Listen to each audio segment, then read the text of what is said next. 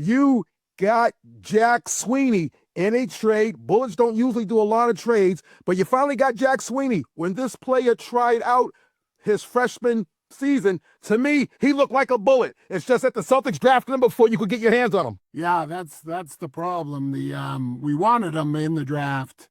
At least I did. And we didn't get him, which was fine. He's even on my team. He's one of his best friends. So it would have been nice. But like I said, but we ended up getting him finally in his senior year, halfway through the season. We even tried before the season because he wanted to come to us, but it didn't work out. So we finally do have him officially on the Bullets. Now, what didn't work out? Was it the compensation? Was it any type of NIL deals? Did he want a bump in pay? What didn't work out?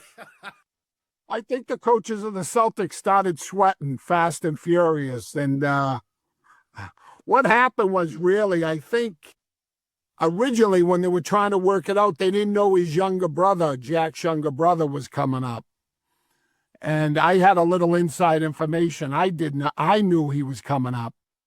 And I only found that out by accident. And so it wasn't a surprise. They said they'd wait till the tryout, which was fine. So they ended up claiming his younger brother. And now, halfway through, the Celtics are 0-7. So they're not winning with Jack. And Jack wanted to still come to the Bullets. So we just made it work. It was just a matter. Magic is a lot like me. It was just a matter of, let this kid go play with his friend for half a season, to end his career, and maybe he'll have a chance to win. And Devin Bailey and at least his mother wanted him traded since last year. So she didn't like the minutes he was getting. And I believe I paid a first round for Devin, and I still, because he's a gym rat. He's always playing basketball. And I still believe there's a lot of potential. He just needs the confidence.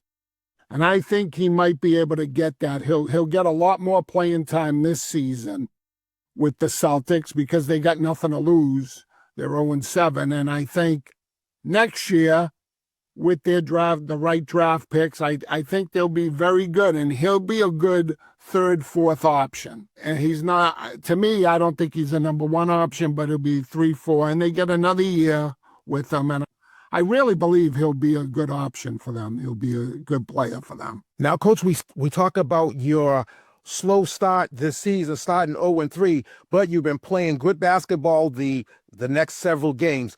What is it that happened for that slow start, and how did the Bullets turn it around? I told them, and you know what, I say this to a lot, when we get a lot of players on our team that are new, and the mix of the ones we already had there, I tell them it's going to take till about half the season before they start knowing each other, being able to play with each other, know all the players' strengths and weaknesses and communication out there. And I think that's what it was. I think it's just because we were so new that we had a lot of new players, and I think it just took time for them to believe that we know what we're doing, and also believing in the system, and also believing in the other players that, holy crap, we got some good players here.